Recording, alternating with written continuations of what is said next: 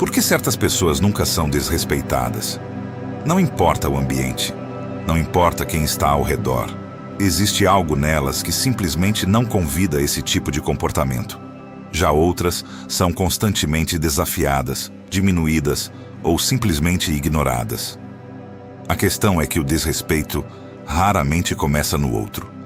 Ele começa em algo mais silencioso, mais sutil, quase imperceptível.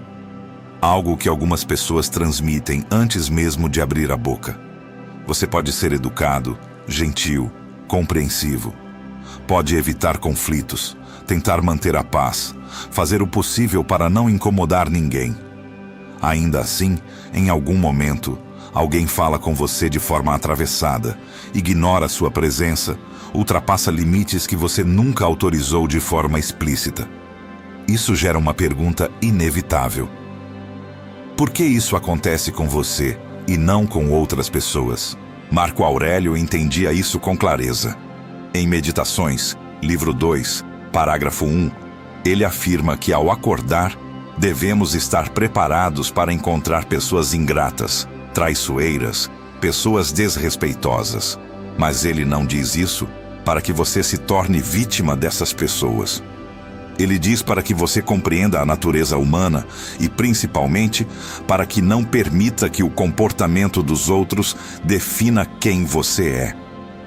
O problema é que a maioria das pessoas interpreta isso da forma errada. Elas acreditam que devem apenas suportar, quando, na verdade, deveriam aprender a não emitir sinais que convidam esse tipo de comportamento.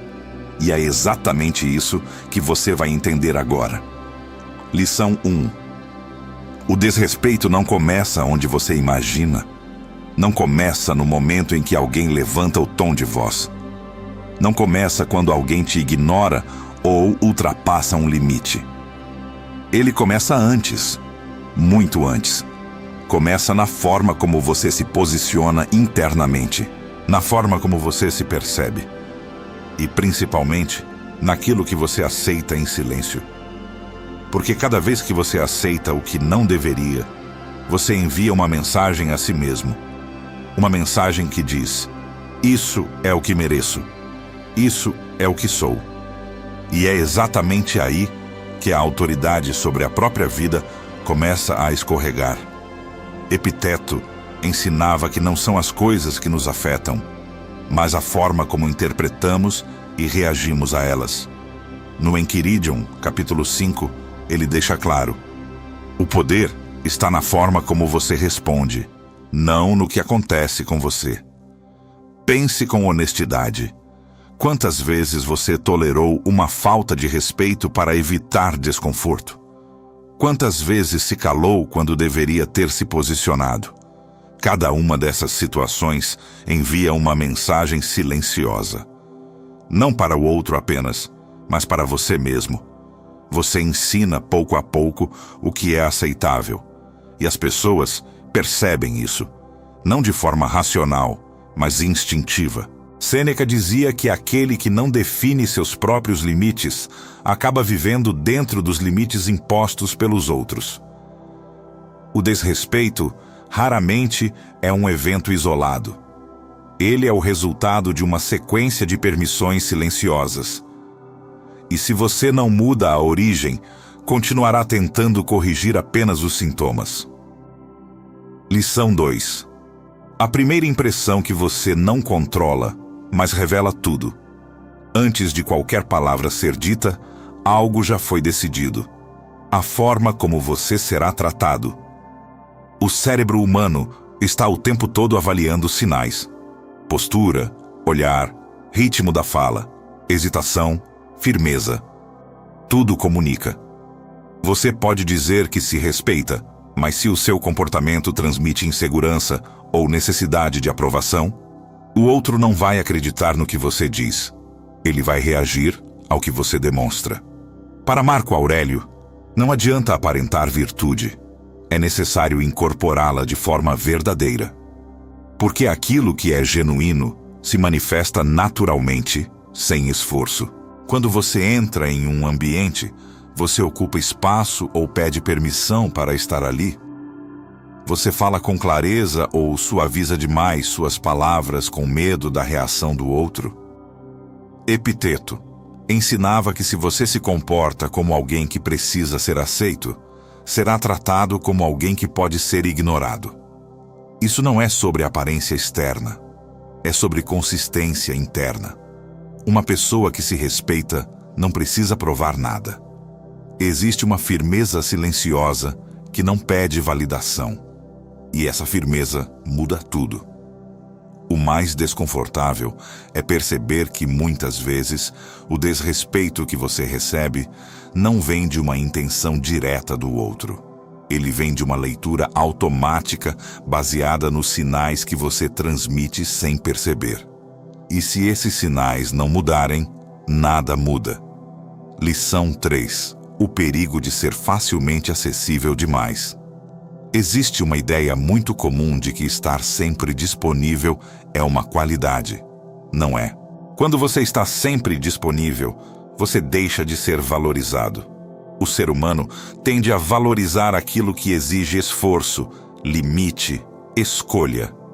Quando não há nenhuma barreira, sua presença passa a ser vista como garantida. E aquilo que é garantido, raramente é respeitado. Sêneca, em Sobre a Brevidade da Vida, afirma que não é que temos pouco tempo, é que desperdiçamos muito dele. E uma das formas mais silenciosas de desperdiçar é estar disponível para qualquer pessoa, a qualquer momento, sem critério. Se você responde imediatamente a tudo, interrompe o que está fazendo para atender qualquer demanda, você está ensinando algo muito claro, que o seu tempo não tem valor. E quando o seu tempo não tem valor, você começa a ser tratado como alguém substituível, acessível, fácil de ignorar. Isso não significa se tornar frio ou distante. Significa ter critério. Pessoas que são respeitadas escolhem quando, como e para quem se disponibilizam. E essa escolha comunica valor. Lição 4. A linguagem invisível da autopermissão. Existe algo ainda mais profundo do que comportamento externo. Algo que acontece antes de qualquer atitude, antes de qualquer reação. É a forma como você se autoriza internamente. Antes de alguém ultrapassar um limite com você, existe um momento silencioso em que você decide, ainda que sem perceber, se aquilo será aceito ou não. E esse momento muda tudo. Porque as pessoas não testam apenas o que você diz, elas testam o que você tolera. Marco Aurélio compreendia isso ao falar sobre integridade. Para o antigo imperador romano, ninguém pode ferir você sem a sua permissão interior.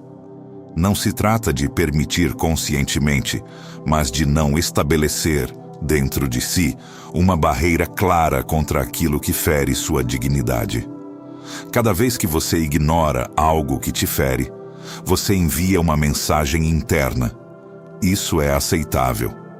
E essa mensagem se repete, se fortalece, se torna padrão. Sêneca dizia que aquele que se acostuma com pequenas concessões perde aos poucos a capacidade de distinguir o que é digno do que não é. A tolerância excessiva distorce o senso de limite. O problema não é um grande desrespeito isolado. O problema é a soma de pequenas permissões que nunca foram questionadas. E com o tempo, isso se transforma em identidade. Você passa a ser visto como alguém que aceita, que releva, que não reage. E as pessoas não precisam nem testar muito. Elas já sabem até onde podem ir. Lição 5. Quando sua bondade é interpretada como fraqueza, existe uma linha muito sutil entre bondade e submissão. E a maioria das pessoas cruza essa linha sem perceber. Ser compreensivo, paciente, gentil, são qualidades valiosas, mas quando não são acompanhadas de firmeza, deixam de ser vistas como virtudes e passam a ser interpretadas como ausência de força. Marco Aurélio não defendia uma bondade ingênua. Em Meditações, livro 11, parágrafo 18, ele fala sobre agir com justiça e equilíbrio sem se tornar refém do comportamento dos outros. Manter a própria natureza sem permitir que ela seja explorada. Quando alguém percebe que não há reação, não há limite claro, o comportamento muda. Não porque a pessoa decidiu conscientemente te desrespeitar, mas porque não encontrou resistência. Sêneca dizia que a verdadeira gentileza não é aquela que se submete, mas aquela que se mantém firme mesmo diante da pressão. Bondade sem estrutura não sustenta respeito. Epiteto reforça: você não deve agir para agradar, mas para manter sua integridade. No momento em que sua ação é guiada pelo medo da reação do outro, você já perdeu sua posição. A questão não é deixar de ser gentil. É deixar claro, mesmo em silêncio, que sua gentileza não é uma porta aberta para qualquer tipo de comportamento. Lição 6. O efeito da explicação excessiva na perda de autoridade. Existe um comportamento que parece educado, mas enfraquece sua posição de forma imediata. Explicar demais. Você diz não, mas logo em seguida começa a justificar. Explica o motivo, detalha a situação. Tenta fazer o outro entender completamente sua decisão. E sem perceber, transforma uma posição firme em algo negociável. Para Marco Aurélio, aquilo que é justo não precisa de enfeite, nem de excesso de palavras. A verdade se sustenta por si. Quando você explica demais, comunica dúvida. Comunica que sua decisão ainda pode ser questionada. Sêneca alertava que quanto mais alguém tenta convencer, mais revela que ainda não está convencido de si mesmo. Pessoas que falam com clareza e param sem entrar em justificativas excessivas transmitem algo diferente. Convicção. Não se trata de ser rude, trata-se de ser objetivo.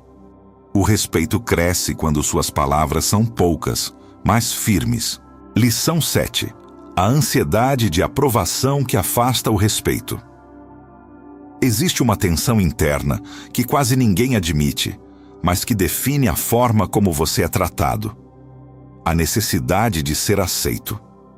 Ela se manifesta em pequenos ajustes.